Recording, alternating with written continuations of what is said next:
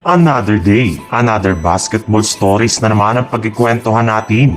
At ngayon nga ay pag-uusapan natin ang balitang kailangan na nga daw bumalik ni LeBron James at Kevin Durant sa kanika nilang mga dating kupunan na Cleveland Cavaliers at Golden State Warriors.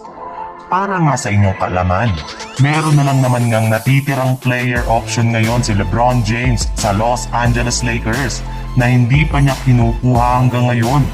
Ibig sabihin, may posibilidad pa rin nga na hindi niya ito kunin para maging isa na siyang ganap na unrestricted free agent kung saan pwede na siyang maghanap ng bagong team na kanyang sunod na paglalaroan next year.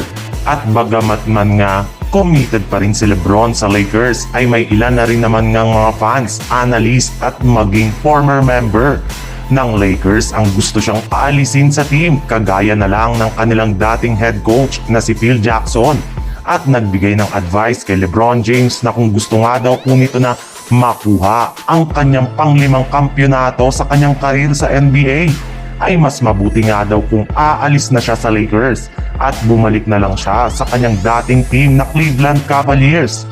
Ayon pa nga dito, mas malaki nga daw ang tsansa ni LeBron na makasungkit ng kampyonato sa Cavs kumpara sa Lakers na marami pang kailangang baguhin na lineup para maging isang championship contender next season.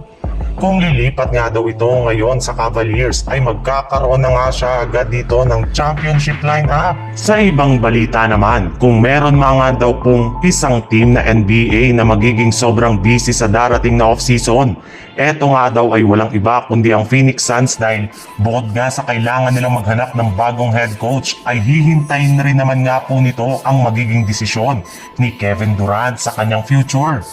Kaya napakadami na nga pong dapat isipin ngayon ng kanilang front office. At base nga sa pinakahuling inilabas na balita ng isang NBA insider, malaki nga daw po ang tsansa na mag-request na ng trade si Kevin Durant once na mag-umpisa ang off-season. Mismong si Durant na rin nga ang umamin na bilang na nga daw po ang kanyang mga taon sa NBA since hindi na rin naman nga po siya bumabata. Sa madaling salita, nalalapit na nga daw talaga ngayon ang pagre-retiro nito. Pero bago pa man nga yan mangyari ay balak muna nga niya makakuha ng bagong kampyonato sa kanyang karir.